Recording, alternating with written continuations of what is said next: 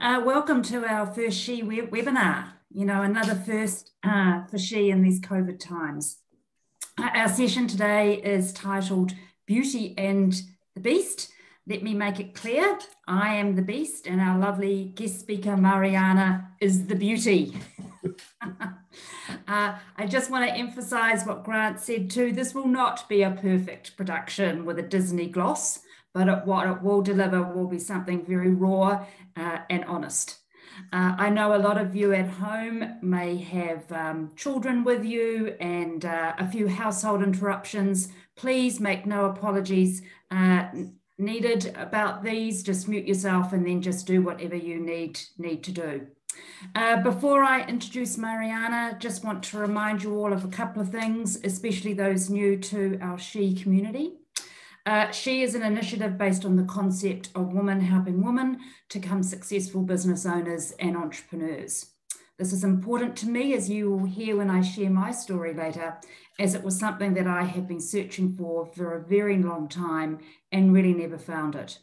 She is based on the principle of giving first, not getting. Hence, we ask such questions of one another like, tell me about yourself.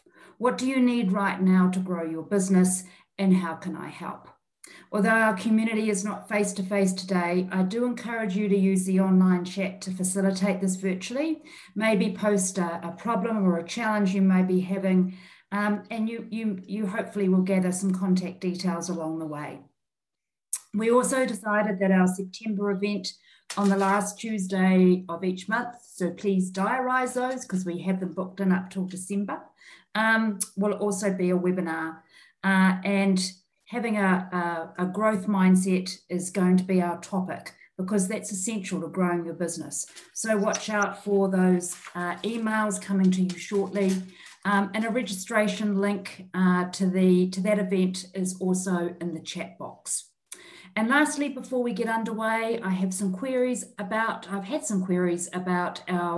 M+M program. That's our marketing and mindset program. And whether we will still be running it in mid-September. The answer is a big yes. Yes, but it will be online. So let me recap the criteria for that September intake for that program. Firstly, it's really only suited for females. That's cool because I think most of us here are on this webinar. Secondly, it really is exclusive to coaches, consultants, contractors, and service providers. So for those of you that may feel left out and do different things, don't be, because every intake of the program will be targeted to different professions. Just for September, we're looking at coaches, consultants, contractors, and service providers. Another criteria is it provides a DIY solution to growing your business. So if that's what you're looking for, this is the program for you. And if you're needing an injection of mindset mastery, as we like to call it, our mindset masters are going to help deliver that. Most of you would have met Belinda along the way and some others that are going to help in the delivery of that session. And also, if you like working in smaller groups, we're only taking 8 businesses at a time because then we can deliver directly to your own special needs. So that's another criteria. Again, the link is in the chat to our M&M room. We'd love to see you there. And we think we have some early bird pricing available right now. So let's get on with our webinar today. Let me introduce Marianna, the co-owner and director of About Face. You may have seen their 7 clinics throughout Auckland. Marianna is indeed a pioneer in the New Zealand beauty industry. Like many of you on this webinar, she started from small beginnings to now having one of the most premier, if not biggest, beauty and skincare clinics across Auckland. Look out, you're going to hear in warts and all story of her success, challenges, and resilience. I was introduced to Marianna through our She network when I put out a call for speakers. Thank you very much, Natalie. And just a reminder, that's how our community works. Again, if you can hold your questions till the end of my session would be great, and you have plenty of opportunity to ask both Marianna and I questions. Remember, if what we say resonates, either a phrase or a sentiment, I really suggest you write it down because you were meant to hear it. If you need to hear it again, a recording is going to be available in the next few days or so. So without further ado, I am going to hand over to the lovely Marianna. Thank you, Rosina, so much for that introduction. I really wish everybody that I could be with you in person today, as this feels very strange talking to myself. But I guess being in business, you have to become an expert at adapting, right? So here we are, locked down here and all today. I'm a very upfront and honest business person, so I'll keep it very simple and real today. As Rosina said, you'll get warts and all. And I just hope that you may be able to adapt some of my learnings to your own business, no matter your industry. Along the way, I'd like to throw out some of the key lessons that I've learned. So I do hope you've got your pen and paper at the ready. Nothing would give me greater pleasure than if I say something that resonates with you. So where did it all begin? A couple of years ago, fresh out of beauty college and still struggling to gain enough hours of employment. At the ripe old age of 23, I made an impulsive decision to start my own business.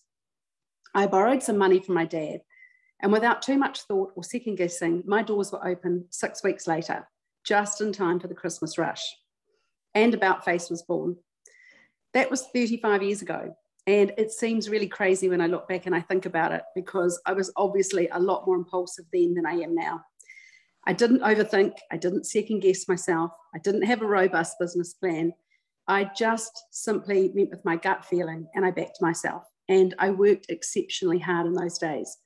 And that's my first take home for you. Lesson 1. As some of you, many of you will already know, if you want to be in business, you need to show up every day, prepared to do the hard work.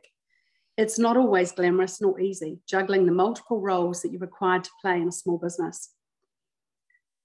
Just to give you a little bit of a trip down memory lane and tell you a little bit about the beauty industry in those days, it was very much in its infancy.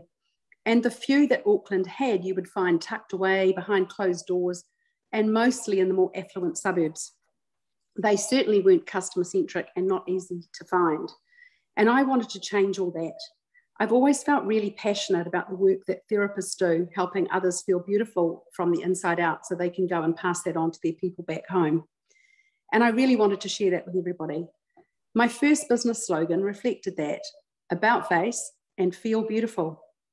Anyway, I opened out west, being a Westie myself. I saw a gap in the market and I hoped that I would have local community support, as my family had been out west for almost 100 years and that was my stomping ground.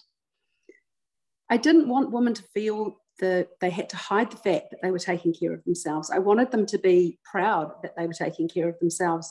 And so I intentionally did things very differently. I opened in a main street in Henderson. I had large poster displays in the window, and the waiting room was very clearly visible from outside. And I always had the door open. And in fact, just a sideline, to this day, I have a real issue if I step into an About Face and the door is closed. Because to me, it's a real barrier to making people feel comfortable or wanting to come and step inside. Anyway, the picture I paint may seem strange when I'm sure you're all thinking, hang on, isn't that how clinics look? Yes, today you're absolutely right, but in those days it was really radical. I've always been a champion of women in allowing themselves to be heard in this world. My mission has always been to inspire women to grow, and it's what gets me out of bed in the morning. It gives me my goodies, and it sustained me really well over my career. I started this first with my clients, watching their confidence grow in themselves as we tackled their skin or their hair problems, then with my small team, and now obviously with the wider About Face family. For me, I'm at my best when I'm coaching, imparting knowledge, or motivating others. Fast forward 35 years, and here we are. 7 skin clinics, as Rosina said, a national distribution business with Pure Fiji, and a team of close to 70. But I still think, how did we get here? Because to me, you just show up every day, you do the best you can, and you follow your heart. And it's not like I set out to create a business that's a lot bigger than I ever expected. It just really happened organically. But at every step, it felt right. And I guess, again, this sums up this whole lesson for me, which is show up, be prepared to work hard, and problem solve. But it's not all about me. I've had a lot of help along the way from some amazing women that I've been lucky to work alongside, and one man in particular, as Rosina said, my brother Paul. One of the keys to being successful in business is recognizing what you have to offer where your natural abilities and strengths lie, and maybe where there's some areas that you need some help or support. So that's my lesson 2. Know yourself. Focus your energies where you're strong and you can make a difference, and manage your deficits by looking to see who may be around you to help. I love to dream, create, and sense the next biggest thing, but I need someone to help me with the detail and the execution. That's certainly not my strength. And that's where Paul has been integral to the success of About Face. He brought along the systems, disciplines, and structures for the business, complementing my passion for bigger and better. I'm a people person. I love coaching others, as I mentioned, driving marketing and sales, but together we make a really good team. So I'd love you to have a think about what areas for you that maybe aren't your natural strengths and make a plan around that. Just so that you, for those of you that don't know the business particularly well, I wanted to share with you a few of our milestones and some of the significant moments that have given us the longevity to be here and successful 35 years on. And in fact, it's our big birthday coming up. Not that I think we'll be able to celebrate it anymore. It was meant to be in October. So first of all, in 1996, we were the first skin clinic to open in a shopping mall in New Zealand. That was 25 years ago. We've also pioneered many skin rejuvenation technologies that are now just standard practice in the industry, including IPL, LED light therapy, which you'll know is everywhere. You can even have take-home ones now, and laser for skin rejuvenation with Fraxel. And our infamous award-winning Power of 3 facial was the first to combine 3 modalities in one facial treatment. And most recently, we started About Man, which is New Zealand's first men's-only clinic. I figured that we needed to expand to the men.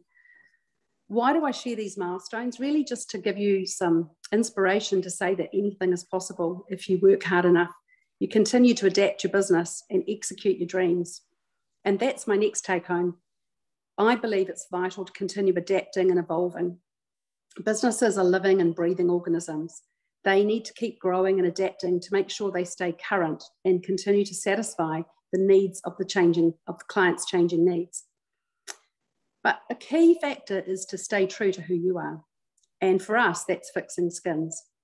Our slogan, Serious About Skin, says it all. It's what we do best, allowing women to age as they choose to. For me personally, these lines on my face tell the story of my life. And so I don't choose to erase them, but I still want to look the best version of me that I can. So we have a range of technologies in our toolbox to allow women to choose what's right for them. Being a service industry, let's talk a little bit about service. I'm assuming that some of you joining me today may also be in the service industry, delivering a service as your primary business. And if so, you will have recognised maybe already that there comes a point where you can no longer grow your business unless you invest some time and grow your people.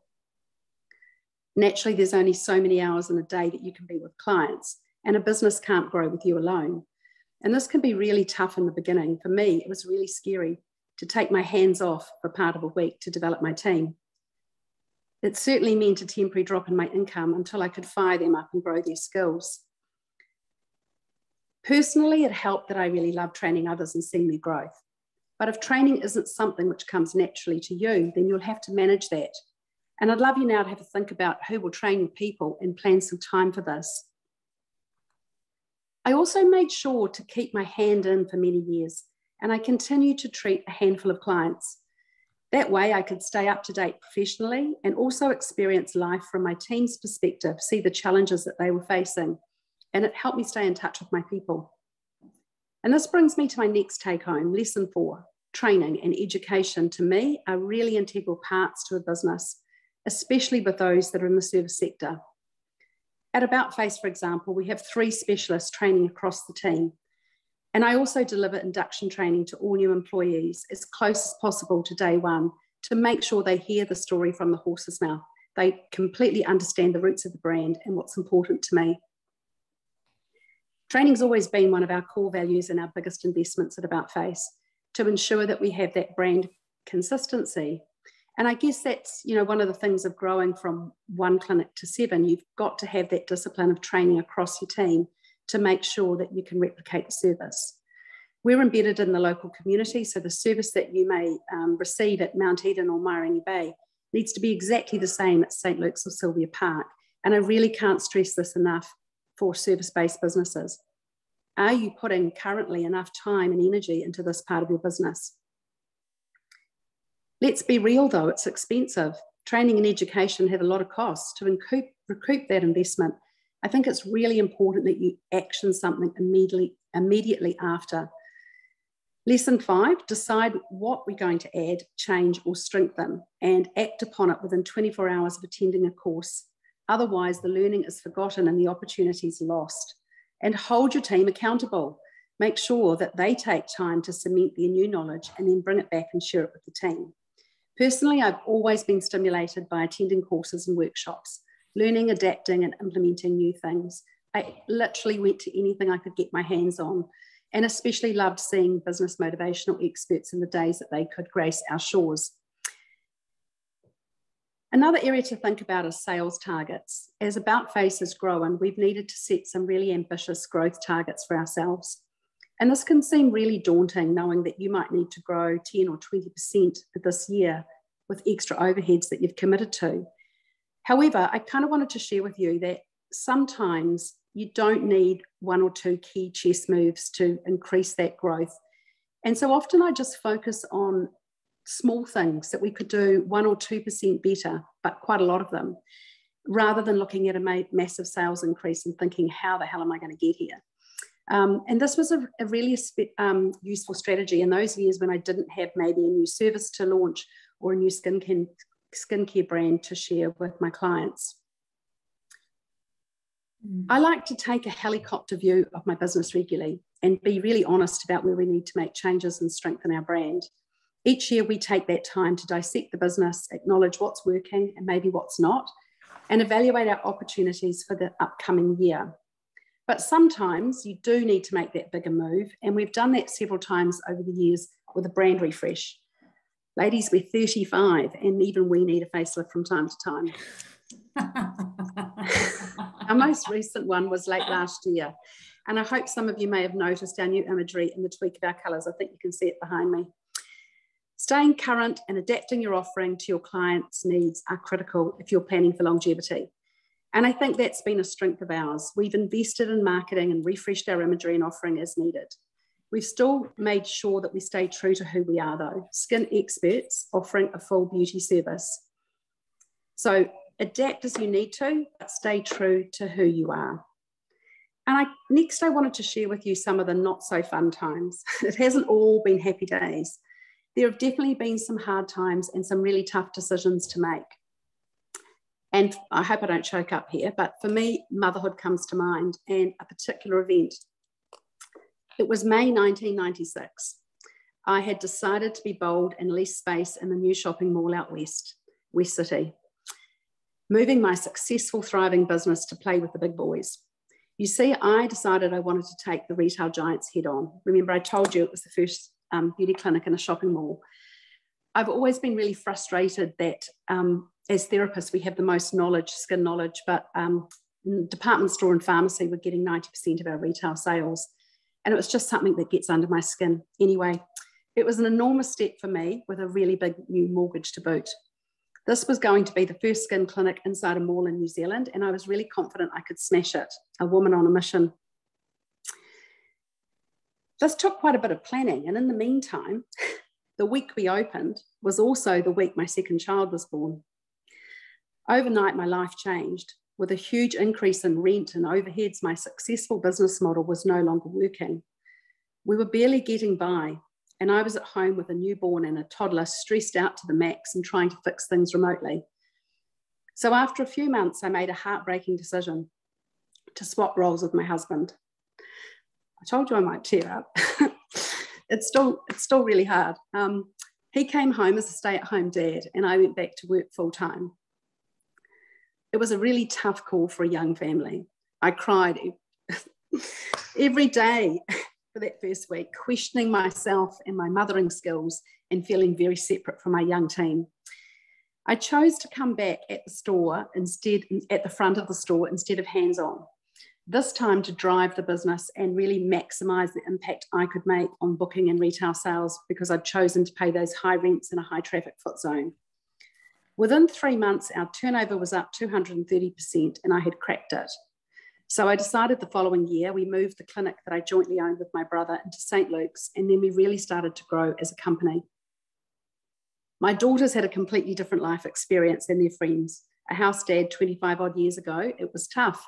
But for us as a family, it really was the right decision. And I've more than made up my time with them now. We're so, so close.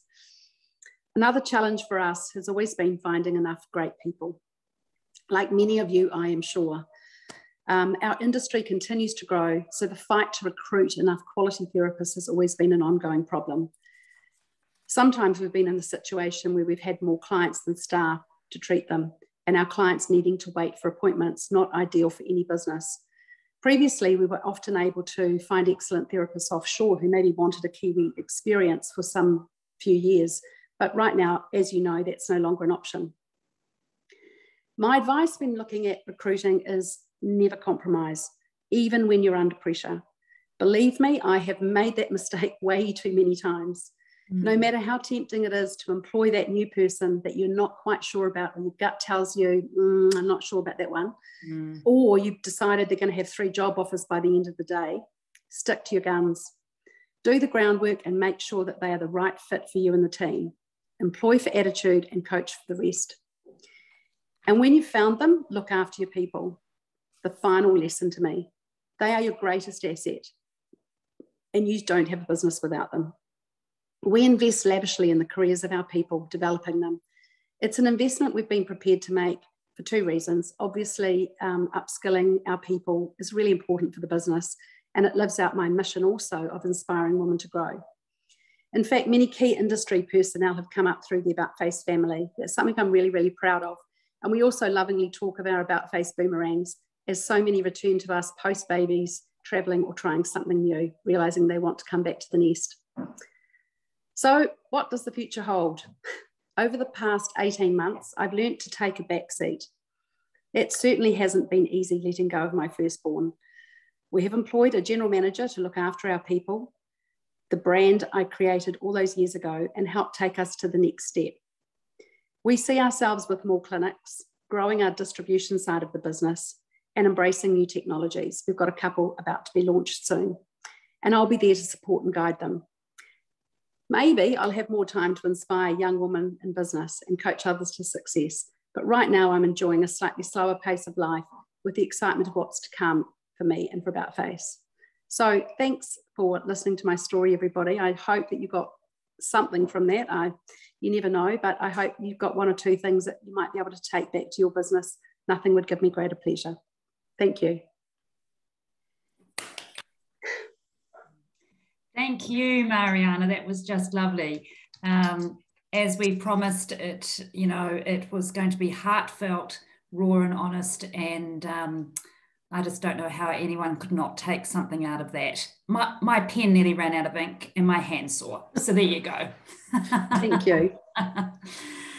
Okay. Wow, that was fantastic. Yeah.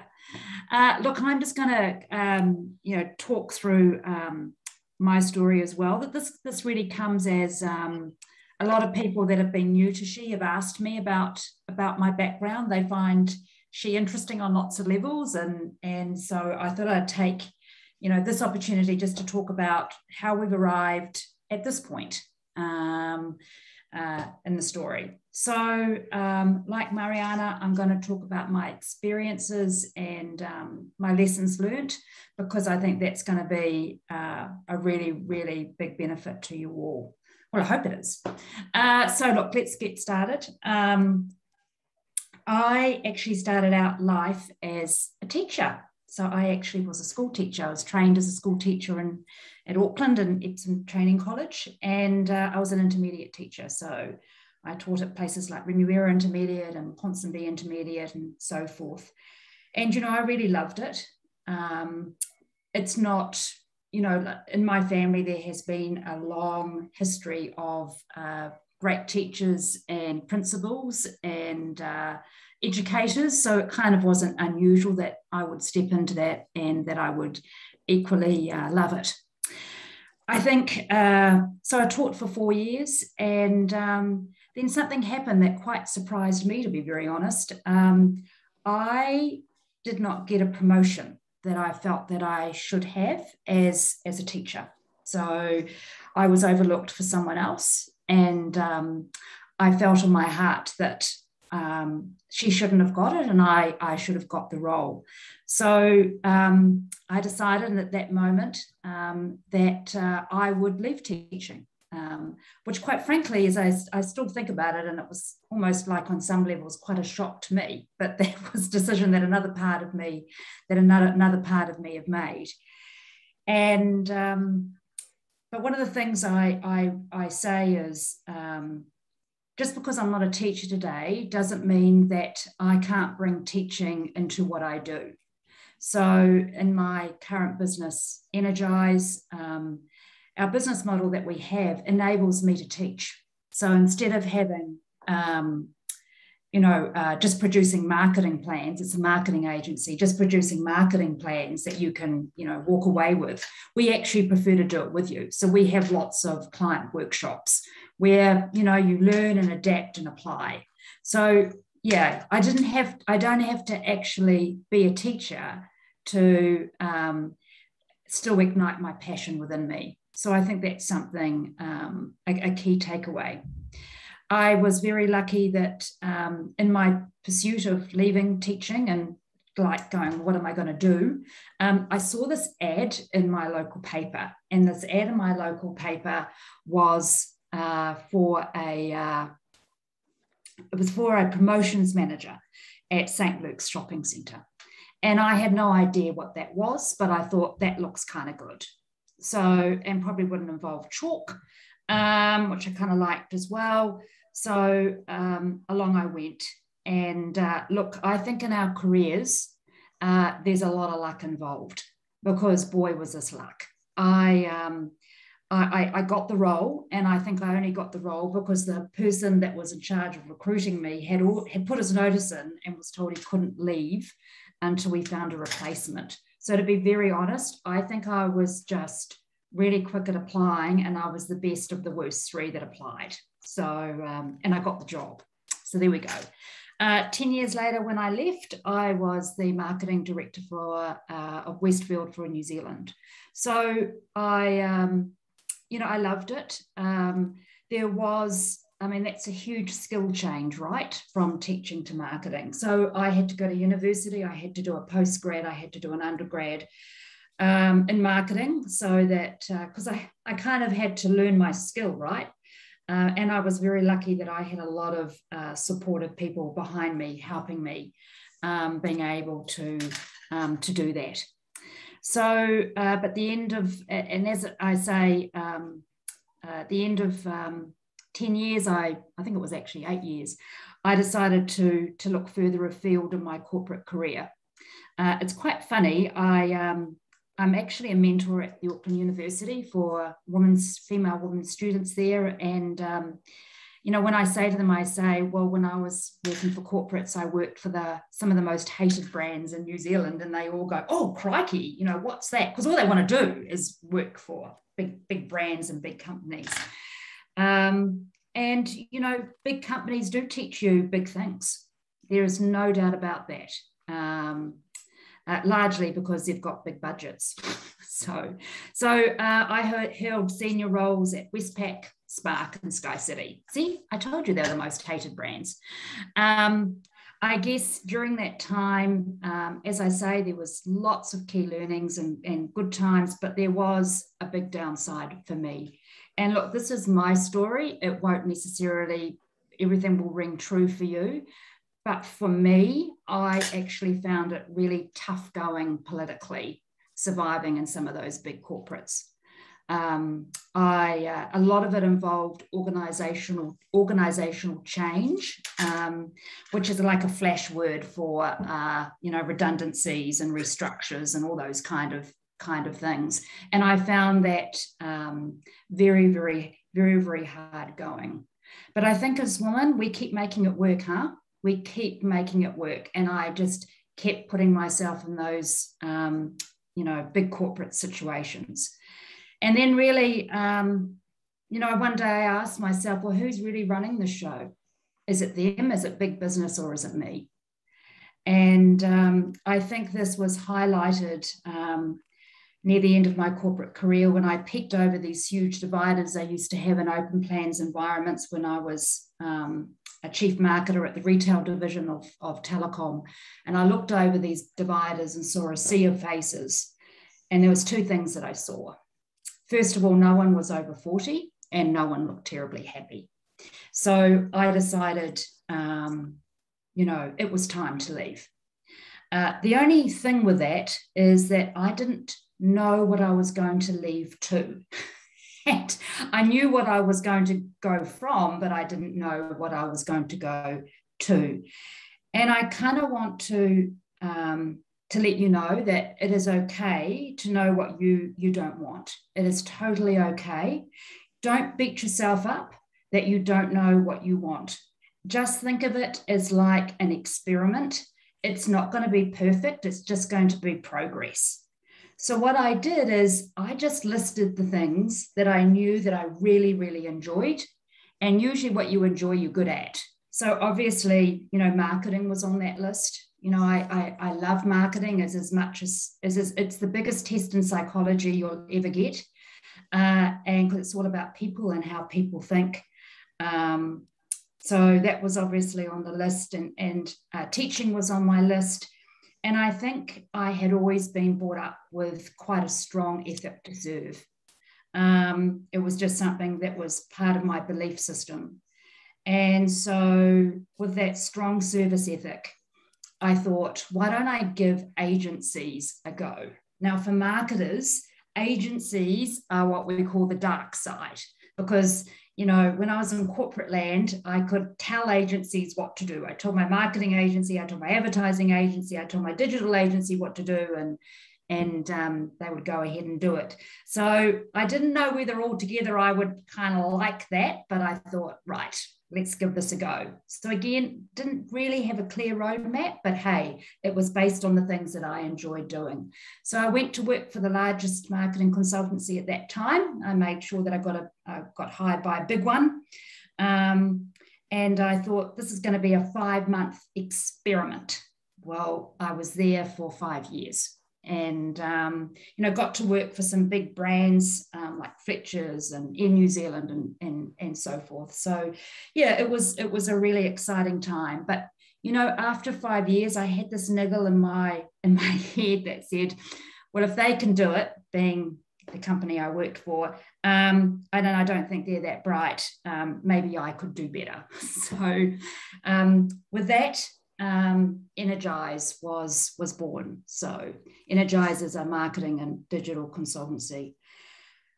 Look, it was tough going. There is no doubt about that. Like Marianna has said, anything at the start is tough going. I started out with 10 years ago now, a crap car, because I'd always been given company cars. So I had a crap car. I had an equally crappy laptop. And I had 3 months mortgage payments in the bank, and that was it. So literally I had 3 months to get the show on the road, this gig together. One part of me says that it's good not to feel comfortable because it drove you. Yeah, within 2 months I did have my first client. That was King's Plant Barn. I did have my first client.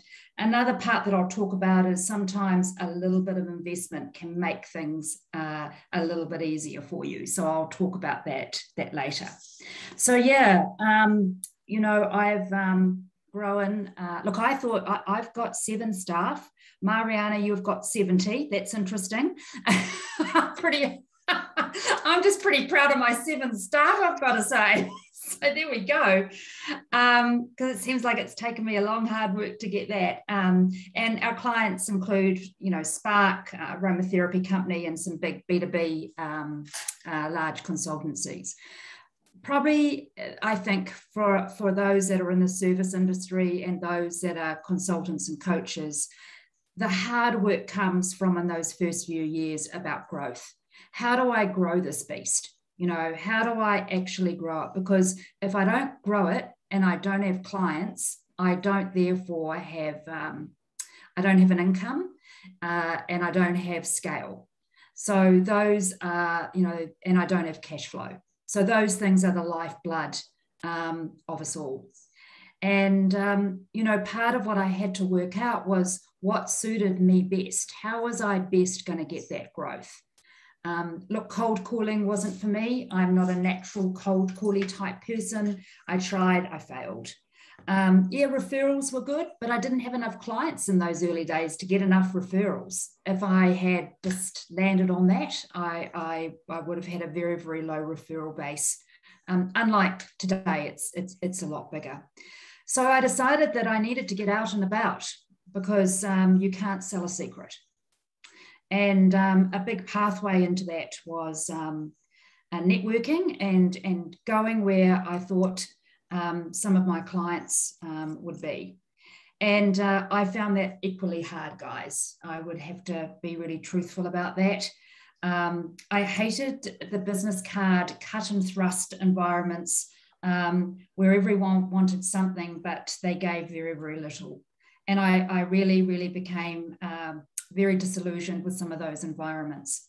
I found in those environments what I did do was I gravitated to where women were anyway, whether it was camaraderie, whether it was a sense of commonness, I don't know. But one of the things I did find in my career was I went where the women winners were. And the women winners in my world were those people that had what I wanted. I wanted a successful business. I wanted a successful agency. And I wanted, to have anything that they could spare me. I took with absolute graciousness and so much gratitude. I was, it took me a while, but I didn't want to play the male dominated, networking game. So I created my own. And I have to say some of some women were amazing to me, amazing. They really were. They really allowed me to stand on the shoulders of giants. I was incredibly lucky. And one of the things I will say to you is that I couldn't really offer them a lot. These women were successful in their own rights. I didn't have any connections that they really wanted, and I certainly couldn't pay them for what they are worth. I certainly couldn't have done that. So what I said to them is, what can I do for you in time?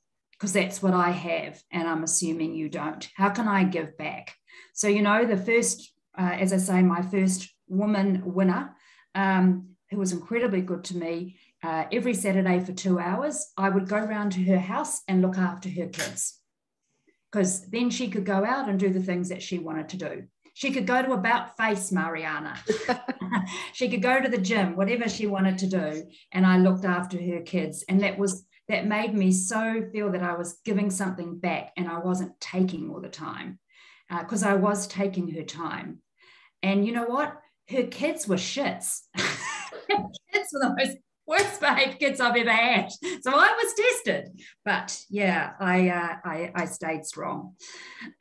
So leading into She, I probably was looking for another challenge, although my husband doesn't think so.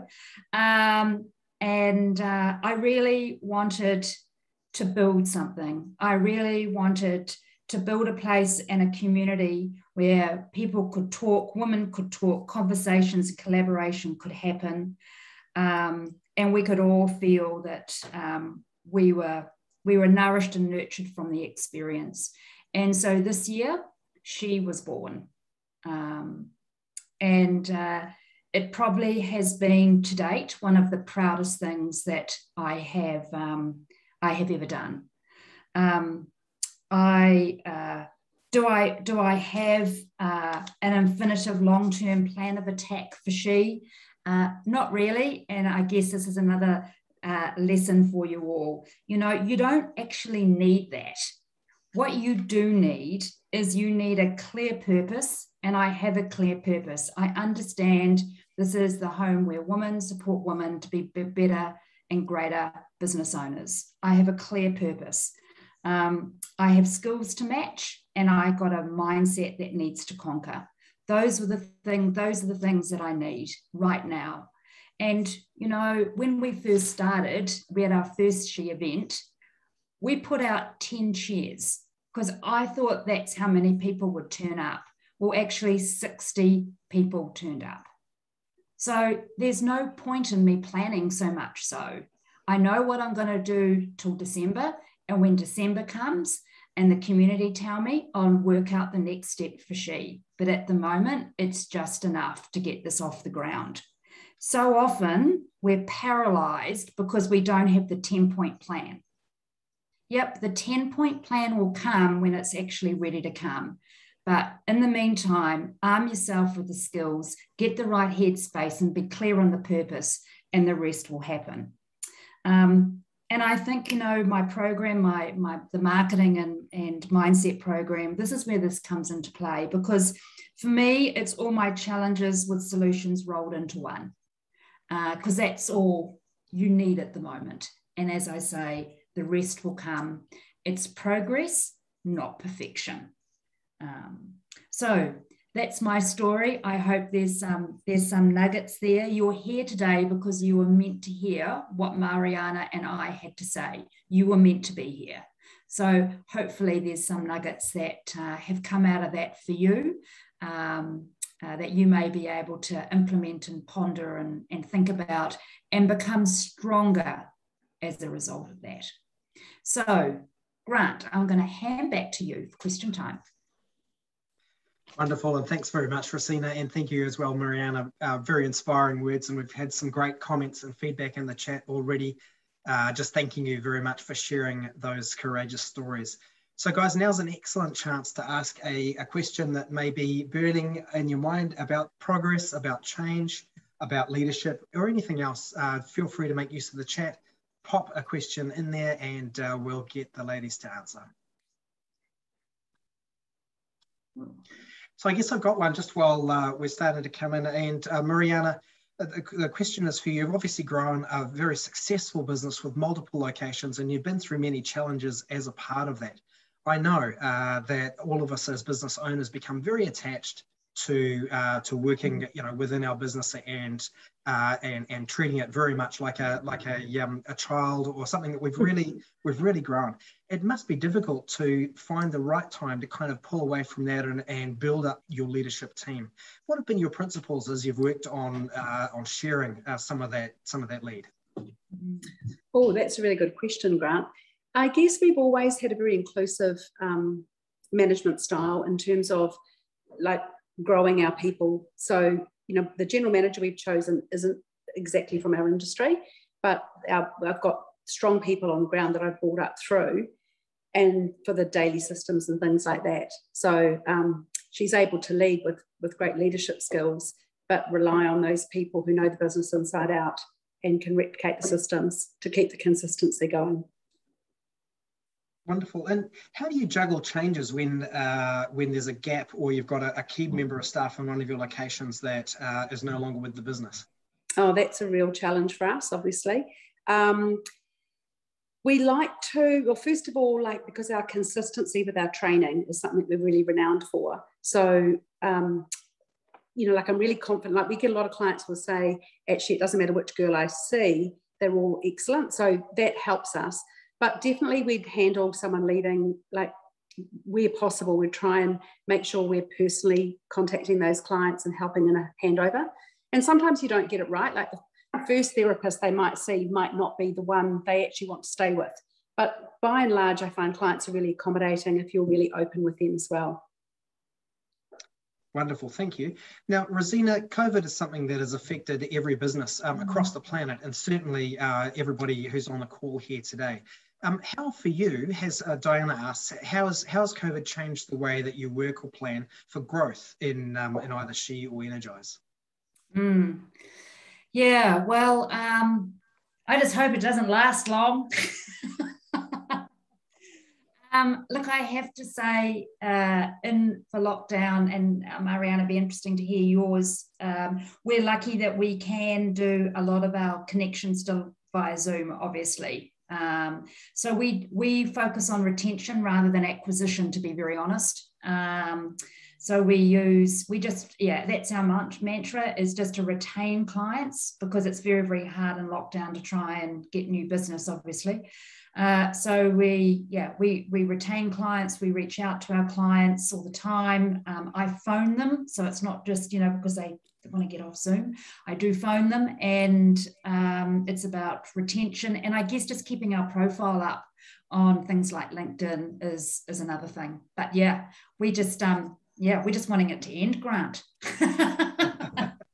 Yes, I'm sure we all are. Now, one of the people on the line this afternoon, OM, is asking about the difference between product and service-based businesses, first of all, and then the second point that she's made, which I think will be relevant for several people on the call, is how do you grow a business that you're not going to shift your entire life, as both of you did, to start up, but to build something on the side, make it successful, and then make a gradual transition, perhaps out of a corporate or other employment role? Well, Marianna, I'm going to leave you to answer the product and service one, because I know that you're heavily involved in that. Look, I think, side hustles, I think, is what you're talking about. Look, I have a very different view from some people on this. I think if you're really invested in it, you need to do it, and you need to back yourself. So I agree. I don't like side hustles unless that you just want them to be your side hustle. If you just want them to be your side hustle, then they'll probably just always be that, and that's good, because it might it might be a creative outlet for you or something like that. However, if you want it to be your day-to-day business, have the guts to leave what you're doing. I had 3 months mortgage payments in the bank, and that was it. And I tell you what, that put my pants on fire, gave me a spring in my step to get out and to grow it. And otherwise, I think I always would have continued having a side hustle what I really wanted was a business. So I know that's probably not what you want to hear. Who's asked that question? I don't know. Marianna, over to you. I feel like I'm being a bit brutal. No, I actually agree with you. Like, I think that if you're trying to do something on the side hustle, you're not really being true to you're not being true to the person that you're actually working for, and you're not being true to yourself, because you really, to be successful, I think you need to give something 100%. Whether you're employed or you're self-employed, give of yourself 100%. Anyway, okay, back to the product and service question. I hope I understand the question properly. I think you're meaning, what is the difference between a product and a service offering? For me, a product offering means that you are selling widgets, whatever widgets might be. And so what's really important is the marketing of the widget, and that the widget is of good quality and of exactly what the customer is looking for. And I guess as I'm trying to answer this, I'm thinking I'm going to sound the same again with a service, because kind of it's the same, but it's not, because one's tangible. You know exactly what you're buying a widget. With a service, it's an intangible. You're buying an experience, and it's very much more people related. So much higher levels of training required, customer service required, I think, in a service industry than selling widgets. I think the other thing too, Marianna, too, is it's a lot more investment if you have products, a lot more investment, financial investment. Yeah. Yes, with stock. Yeah.